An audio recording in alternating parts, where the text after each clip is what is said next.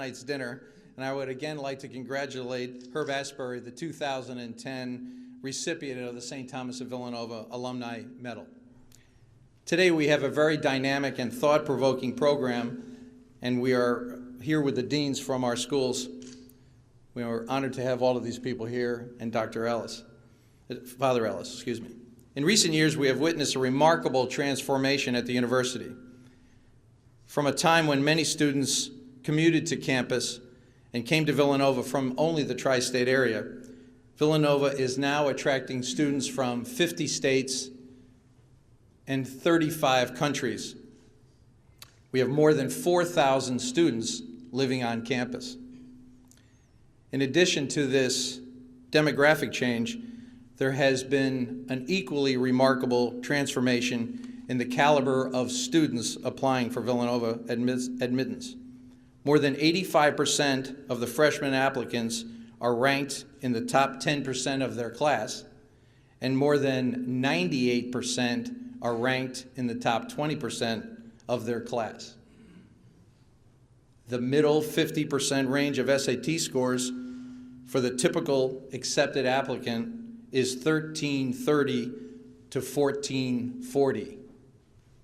Needless to say, I have no shot. Today, Villanova students are challenged to be the leaders and lifelong learners, grounded in the Augustinian values of veritas, unitas, caritas, truth, unity, and love. This morning, you will hear from a panel of academic leaders who are shaping the curriculum and will prepare our students as the global leaders of tomorrow. I am pleased to introduce our panel moderator, Father Cal Ellis, Vice President of Academic Affairs, who will introduce our distinguished panel. Thank you. Certainly preparing students for global leadership has been a goal of American higher education for several decades.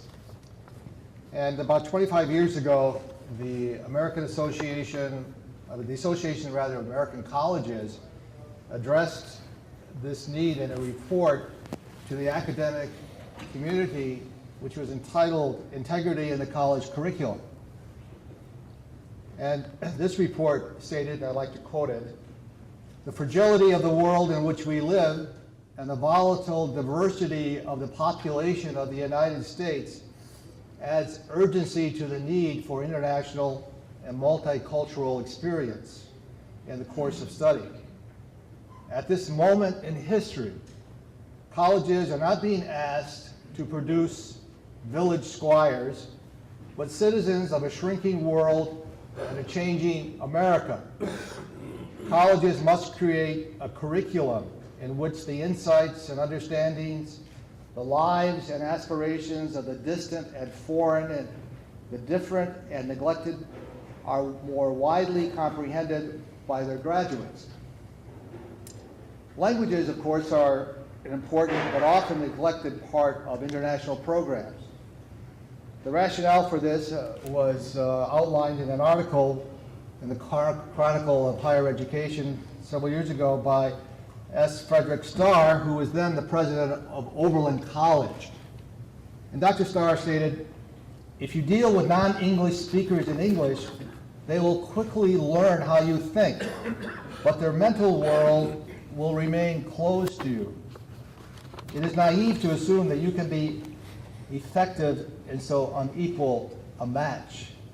Yet, this is what Americans do daily in their dealings with the non-English speaking world." So the world speaks English, and the hegemony of American popular culture in music, fashion, films, fast food outlets, you name it, throughout the world could hardly be more total. And this can be seductive, making us feel at home wherever we are.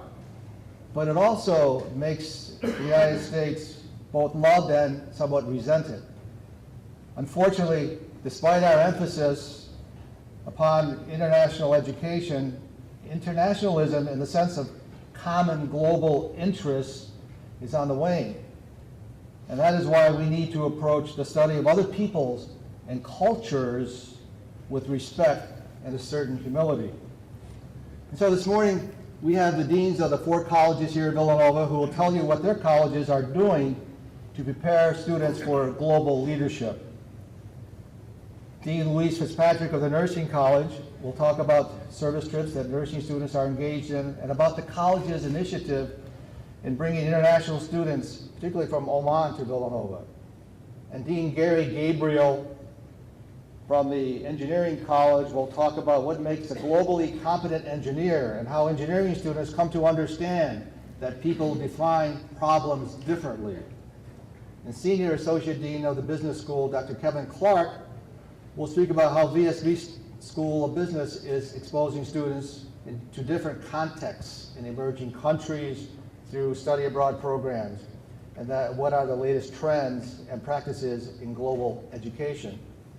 And finally, Dean John Duty will talk about the liberal arts and sciences, particularly the programs that it has, such as area studies programs, and the college's newly approved majors in cultural studies and interdisciplinary global studies. And so we'll start in the reverse order. We'll begin with Dr. Duty. Thank you, Father. It's a pleasure to be here this morning. I've enjoyed the conversations that we've had yesterday. I was really struck by what Herb said last night, where, to paraphrase what he was saying, Villanova is no longer your grandfather's Oldsmobile, and it's not your father's Oldsmobile.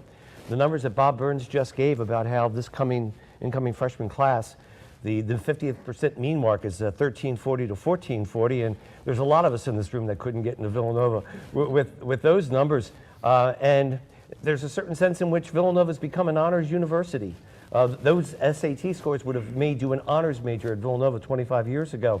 So we've now risen to a level in which the student body who comes is per se a kind of honors quality student. And that's why they are able to contribute as much as they do to what we are doing in these areas. I was impressed with the presentation that my faculty member, Sue Toten, organized yesterday with what we were doing with the water project. There was a business major talking about working with engineers, being mentored by a theologian from the College of Arts and Sciences. Father Peter has called for the 4 colleges to work together in interdisciplinary programs and to bring what we do separately into a kind of unified vision. And that's a perfect example of how there can be this kind of cross-fertilization across the colleges. In College of Arts and Sciences, Father Ellis said that this report came out about 25 years ago. Well, about 25 years ago, Father Ellis came to the college as Dean of the College of Arts and Sciences.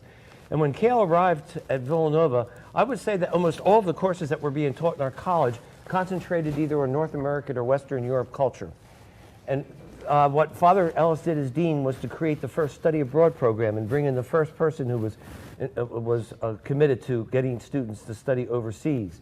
We've now expanded that study abroad program to where in arts and sciences, we are routinely sending 40% of our students overseas. Typically, they go overseas either in the fall or the fall or spring of their junior year. Now, what we're doing in terms of study abroad is we have resisted the temptation to send our students to Americanized study abroad programs, where 2,000 students from Connecticut and New Jersey descend on a town and talk McDonaldese for the next 14 weeks and do not immerse themselves in the culture. So instead of sending students to an Americanized program in Florence in Italy, we'll send students to Urbino on the northeast coast of Italy and put them into a context in which their students are studying with are Italian students and not fellow students from the northeast. We're committed to the notion that if you're going to go overseas and study, you ought to be understanding the culture, as Father said, respecting the culture and understanding the culture rather than just being another exportee who is bringing the American vision to Italy or to France. Besides our vigorous study abroad program, we also have been working on the curriculum. As Father mentioned, we are introducing a new curriculum into the college next year. It will be effective for the next year's entering freshman class. At the same time that we're introducing a new core into the curriculum, we are introducing new majors into the College of Arts and Sciences. We are expanding beyond the traditional disciplines of history, literature, philosophy, theology, and developing strong area studies programs. Just this year, we have introduced 4 new majors that our students can take here at Villanova. One of them is the Arab and Islamic Studies program, which has been a concentration for many years. Father started that program when he came here, and it's one of the premier programs on the East Coast in terms of developing an understanding of the cultures of what happens in the Middle East. We also have started a Latin American Studies program. And the Latin American Studies program is being headed by a sociologist from India with a PhD from Vanderbilt, himself a global citizen, with a joint appointment in sociology and political science. He's been running our summer Chilean program for a number of years. The last 2 years, he got one of the very few grants to expand the study of Portuguese and Brazilian culture in this country. We are now one of the premier places for getting grants. We introduced this past semester the study of Portuguese for the very first time here at Villanova. We have plans to introduce other languages that will support the other area studies programs in the very near future. As you can well imagine, language courses are critical to understanding a culture, and they're expensive because you don't run large lecture classes of 200 when you're running language classes. You're running small drill sections. There's a financial commitment to making sure that our students are learning those languages. So we will become very shortly known for our work in Brazilian studies and in the area of Portuguese languages. We also started about 4 years ago a program that Dr. Magan Keita initiated, an African-American member of our history department. Magan himself specializes in the study of African politics and history, and he is now the chair and the director of our new program, Global International Studies, the Institute for Global Studies. Magan, in fact, besides being in charge of this new Global Studies program, also is the steward of our critical languages programs in Russian, in Chinese, and in Japanese, and Arabic. So this full dimension commitment to studying areas that transcend our normal comfort level of North America and Western Europe has been going on for about 25 years and has really taken off in the last 5 years. We have other area studies programs that we're looking at for the future. We are looking to partner with other possible programs overseas where we can send our students to have meaningful study abroad programs, as opposed to what I indicated earlier, where Americanized kinds of programs. I would point to, as others will be able to point to, the way in which our students go on more trips to Central America, to Habitat for Humanity, for the Caribbean, where they work on projects that are related to indigenous cultures, helping folks in those cultures come to have a greater quality of life and a greater, higher standard of living. We are committed to sending our students overseas. We're committed to having them learn beyond the traditional disciplines, and it is a project that all 4 of the deans sitting up here are equally committed to.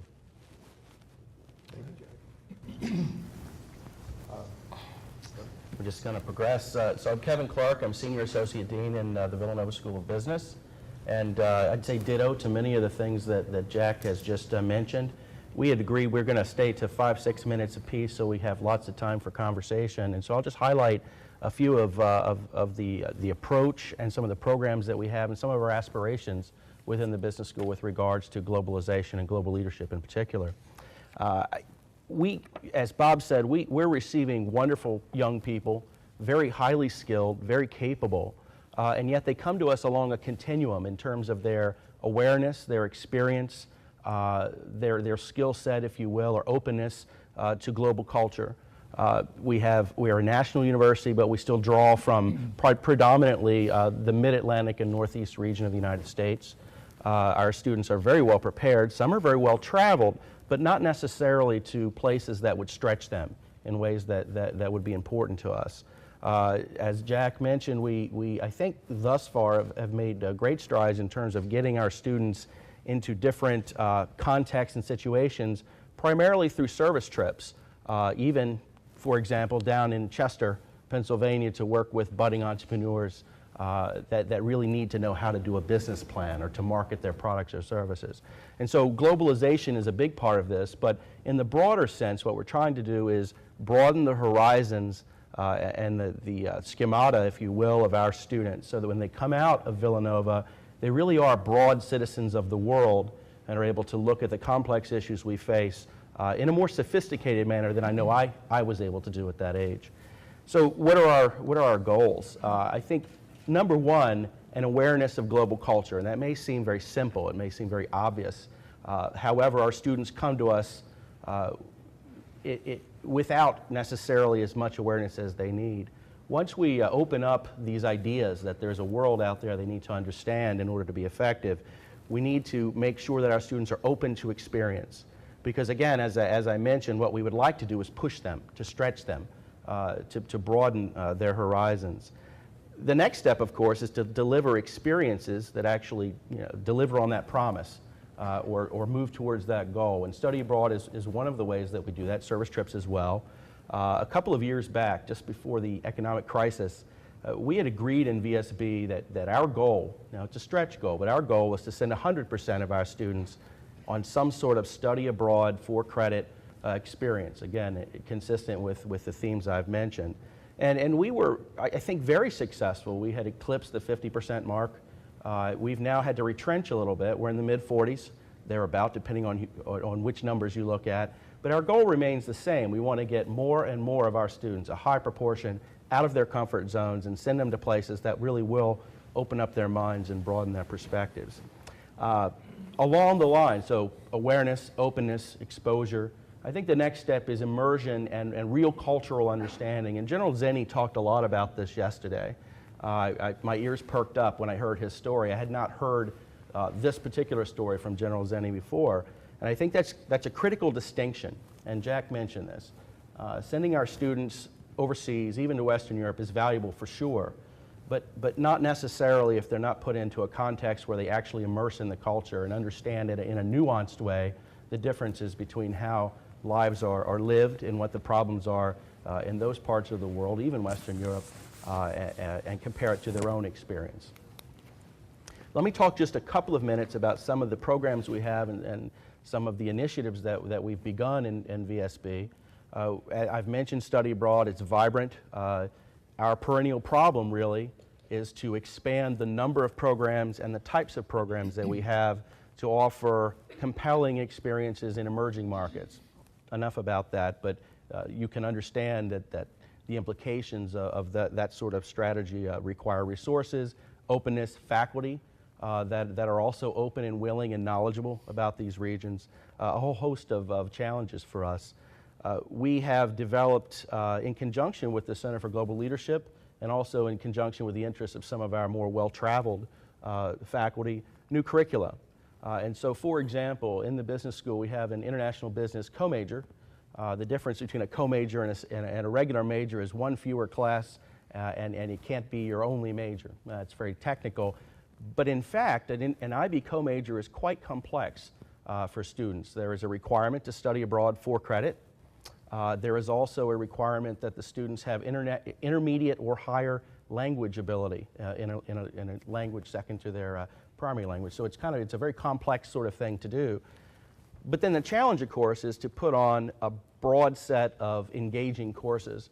And so what we've been working on in the Villanova School of Business is to upgrade the courses that we had on the books that focused on international business or a global context, but also to generate new courses and, more importantly, new pedagogies, new ways of learning. And so a couple of examples of that, and maybe we come back to this in the Q&A or discussion. We have a new global leadership course that one of our newer faculty has put on. And this person, Dr. Narda Quigley, is very well positioned to do this, having worked with some very famous folks at Penn on the Globe project. Some of you might be familiar with that, and really upgraded a course that prior to that point in time was really rooted in the Hofstede studies from the 1970s. And so this is a really exciting offering for us. I had the pleasure to guest speak in that course yesterday about some of my experiences in China, and we had a couple of other panelists. I actually learned quite a bit in that class from the other panelists. We have a global business ethics course. And this is one of the faculty that have been here for a while, Nick Rangione. Wonderful faculty member, but I asked him, hey, can you step it up? Can you give us a more sophisticated view of how ethical issues play out in different cultures? And so he really took the challenge on, had no real incentive to do this, and I think the course is quite effective. It's fully subscribed.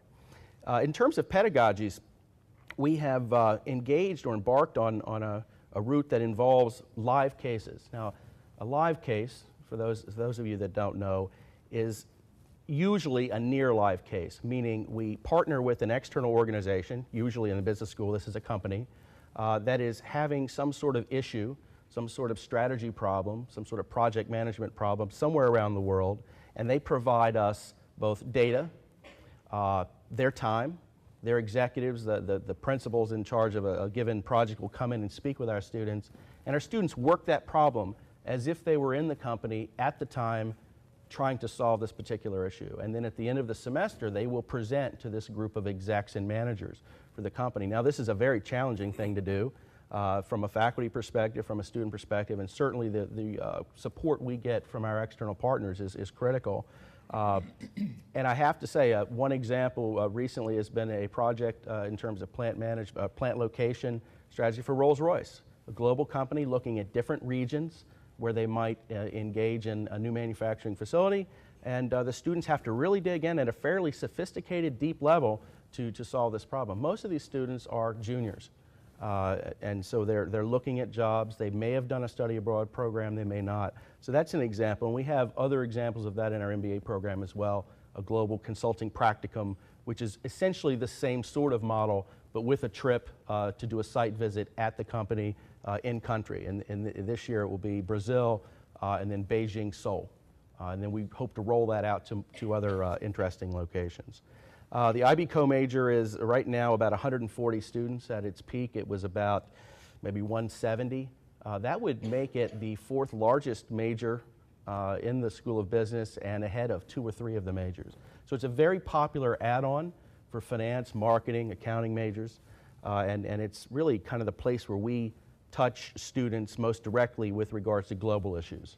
We are certainly preparing students for global leadership as well in healthcare. And that is not only related to direct patient care, it is related to educating indigenous workers to care for their own people. It is also giving students a perspective on healthcare systems, not only how they operate, but the relationship between politics, economics, and accessibility to health care in this country and abroad. Now, our students, of course, have a very, very heavy clinical component in their programs. Increasingly, these are community-based, and as things change in Washington, that may increase even more. They are, on a weekly basis, dealing with people at various points along the scale of health and illness who are of diverse backgrounds. And so being able to contextualize that, being able to understand the culture, the belief system, and how that relates to health and illness, and also even the very, very practical issues that are involved in compliance with healthcare directives becomes increasingly important. But in addition, we want our students to be students who really understand the world in which they live. That's why they have a very heavy liberal arts and science background to begin with, and we build on that and we draw on it. Our students are increasingly interested in international opportunities, not only as students, but as members of organizations, be they church-related organizations that work abroad, WHO, NGOs, etc. And so we are trying to give them a background that will give them the flexibility and will also give them the knowledge base in order to use the skills that they have as nurses to assist people wherever the need may be. Our program, because we are a highly regulated field in this country and a group of people that will ultimately be licensed, had to figure out how we could accomplish some of the goals that we had for our undergraduate students in particular, and give them the same kind of rich experience that others might have who did not have the same kind of restriction. And 2 things happened. First, the late Father Dick Apici, who was in Peru for many years, had talked to us and worked with us about bringing students and faculty to Peru, to the Augustinian mission in Chulucanas, and having us assist them with people who had great needs and where there was abject poverty.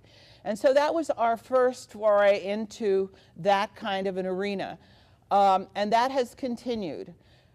After that, we began to explore other opportunities, and actually, what was the catalyst? The catalyst, I must admit, was the Conley Foundation endowment, because that endowment allowed us to take a vision and to actualize it.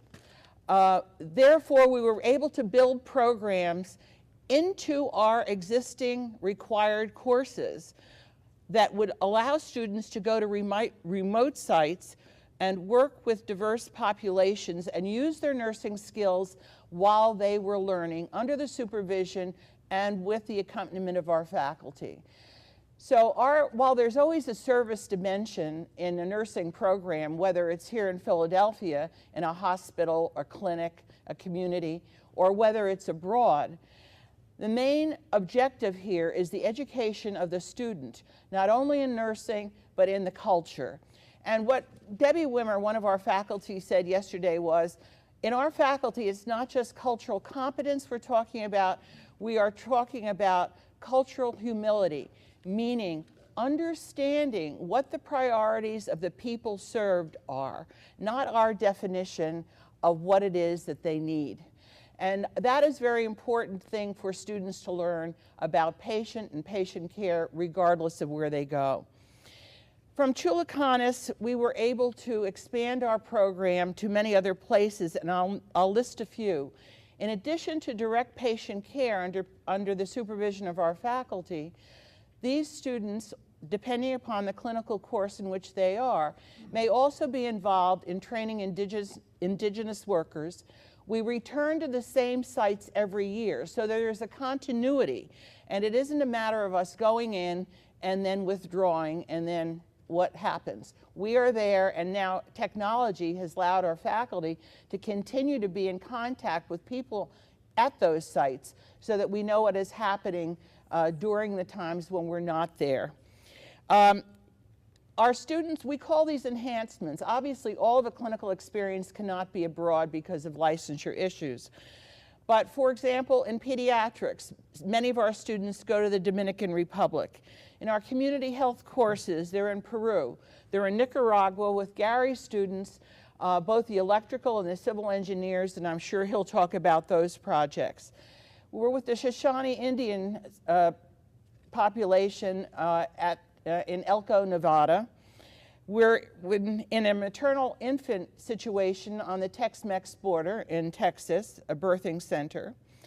And we are with the Augustinians in Durban, South Africa, where our students are involved in hospice, in orphanages, and in schools, where they do health teaching, health promotion, and of course care of the HIV patients in the hospice.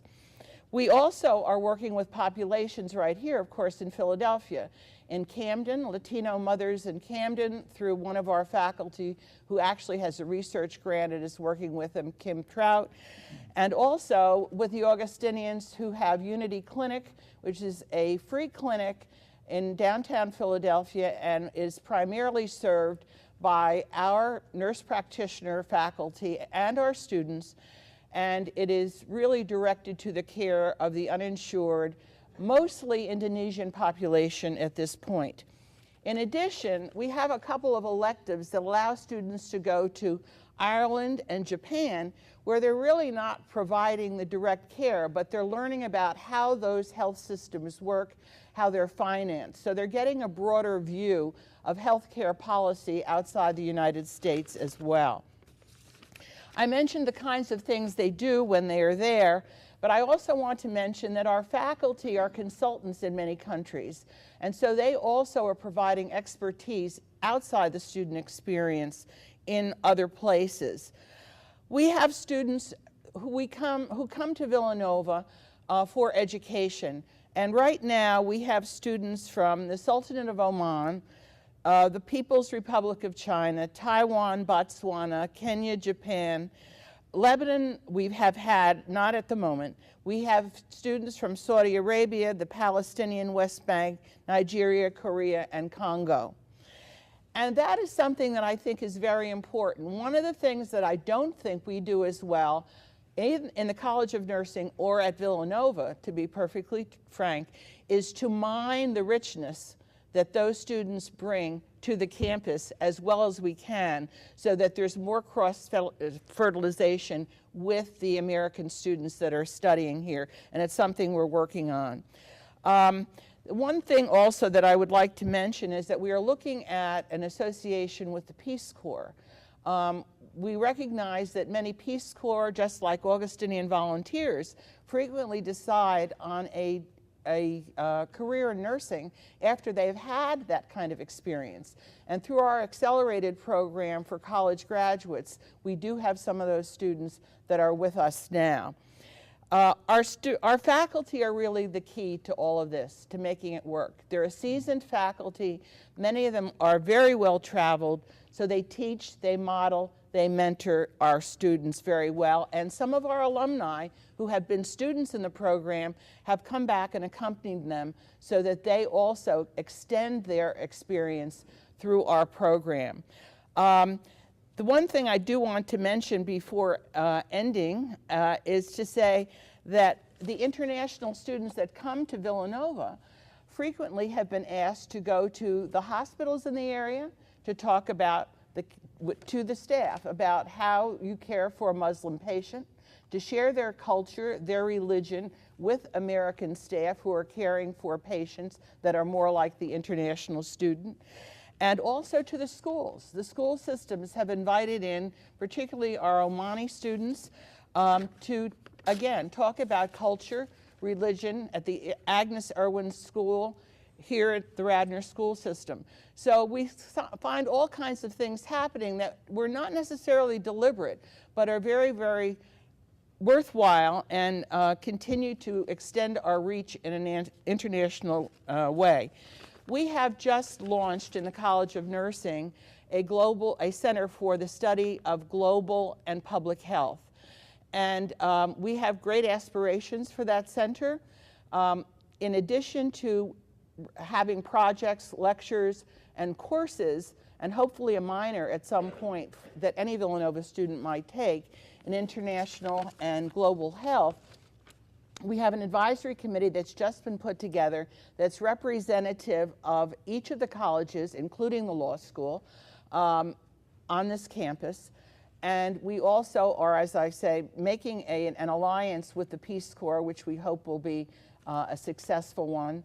And we are also talking to some of our neighbors, Haverford College, Bryn Mawr College, and Swarthmore College, about opportunities that we might share, because they have undergraduate students that are not necessarily bound for health careers, but have an interest in culture and health. And so as they put some of these areas into their curriculum, and we are seen as a resource, we see some opportunities for sharing there, not just in the College of Nursing, although we are seeing ourselves as the pioneers in this, but certainly for other students here at Villanova as well. I can just say that as a young faculty member in another institution a long time ago, and then mid-career here at Villanova, I had two opportunities for international fellowships.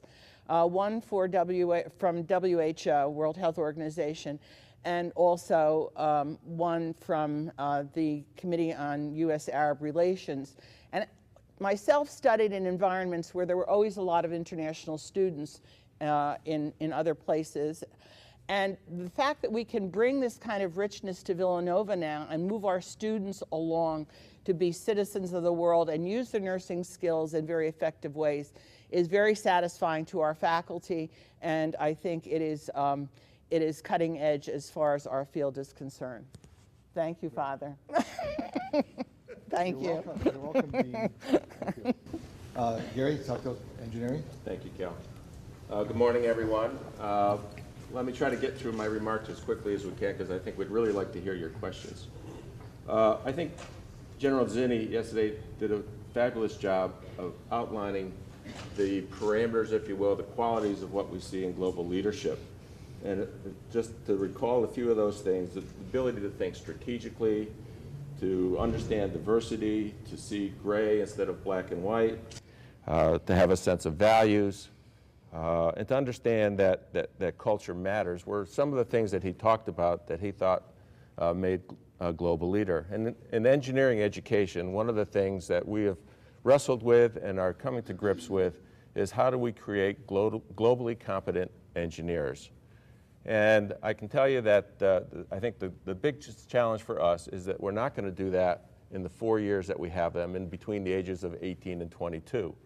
But we do have to lay a foundation. And I think that's the thing that we work on the hardest here at Villanova. What is that foundation? Well, I think part of that foundation for engineers is to first understand that engineers have a tremendous impact on all of our lives all around the world. Everything that we see around us that didn't come directly from nature was touched by engineering. The buildings we have, the clothes we wear, the food we eat, the water we drink, the systems we use, the devices that General Zinni hates, all those things came to us, okay, through engineering. It just touches every part of our lives. And our engineering students, we've stressed that with them, that you will touch everybody's lives by what you do in engineering. And you can have a tremendous impact on doing that. And in the last 20 years, engineering education itself has changed dramatically. So if your notion of engineering education is older than 20 years, I can tell you it's a lot different nowadays. There's a stronger emphasis, not just on solving problems, but on solving problems that are gray, that are ill-defined, on working in teams, on taking up problems that are multidisciplinary, working with other groups, understanding other points of view, and having a broader education. Those are the tenets of every engineering education. They're certainly the important parts of a Villanova engineering education. Those of you that are engineers of the older generation will remember the look to your left, look to your right talk, and one of you won't be here talk that you got at the beginning of your engineering education. Well, we do that talk as well with the students, our freshman students. I set them down and I say, look to your left, look to your right. Those are the people that are going to get you through the engineering education here. You're going to form those teams, you're going to form that community, and you're going to learn how to lead and work within a team and how to lead that team students through the engineering curriculum. And I think that stays with them, and I think that sets the tone for the kind of engineer that we want to create. The other piece I think I would say about our engineers is that, and this is a phrase that's been coined by a few places, so it's not original to Villanova, is a T-shaped individual. So engineering students, I would argue, are some of the most broadly educated, if not the most broadly educated students at the university. They take courses in science, they take a significant number of credits in arts, they take courses in business, and they take courses in engineering. There aren't many other students, maybe Louisa's come close to that take courses all across the campus, as our students do. And it's in doing that that we're trying to create this individual that has a broad background but a deep disciplinary ability. And we think that that will create the components of a good global leader. And I think that's important for them to understand, because the pervasiveness of technology in our lives nowadays is really going to require leaders that understand not only the broad issues, but also the impact of technology on our lives, because most of the problems we're going to have to deal with nowadays will have some technology component to it. Energy and environment are the two obvious ones. So the last piece I think that General Zinni talked about was probably the hardest piece to deal with, and that is that culture matters. How do you teach students something about culture in the 4 years that they're here while they're pounding their way through an engineering education? And that's a tough issue for us to tackle, but I think we've made a good start on it. So it's been mentioned that we have certainly a lot of service learning opportunities within Villanova, and our students are very active participants in that. We have students, as Luis said, going to Nicaragua. We have actually several different projects going on there. Honduras, Panama, the Philippines, Nigeria, Zimbabwe, and actually probably the largest portion of our students are actually in inner city Philadelphia teaching science and engineering. As everyone's pointed out, those are important experiences for our students. But for engineering students, they get to see how their engineering skills can really impact people, back to that issue of impact again. But also, as Louise pointed out, they get to see the broader issues. They come to realize that actually designing a water system in the mountains of West Lala, Nicaragua, is not a very difficult technical problem to do. In fact, they probably got enough of that, their engineering background, after their sophomore year to be able to do that. The biggest problem is, how do you make it sustainable? How do you create a model for sustainability so that water system will still be operating when they come back a year later to check on it? They're going to need actually a business system to do that. They need a business model to make that happen. And they need a cultural understanding of what's going on in that community to understand that those people have to come together and understand why they need that water system. And I think that's the part that we're trying to get to our students in these experiences. It just opens the door. I think they'll hopefully will be able to draw on the experiences they draw on many of their engineering fundamental courses for lots of different things to say, yes, now I'm starting to get a sense for why culture matters. So I think we are trying to educate global leaders in engineering. There's some data to support that we've been successful, both in engineering in general. If you look at actually the Fortune 500 companies and the CEOs of those companies, the most common degree among them actually turns out to be engineering. So I think I'm very proud of what we're doing here at Villanova. I think we've made a good step. We have goals to expand our service learning, to expand our opportunities for students to work in more industry-related and global-related situations. And we look forward really to creating more global leaders. In terms of the type of education that is offered here at Villanova, in terms of the nature of the institution as a comprehensive university, you can see that having this interdisciplinary dialogue and calling upon the various colleges and the expertise that they have really, I think, does provide a unique benefit to our students here. And to have students in business and engineering and nursing and arts and sciences engage in a multicultural, professional discipline is really something that I think we can be proud of. So we'll turn it back over to Bob. I don't know about you, but I'd like to re-enroll. How about that? Thank you very much.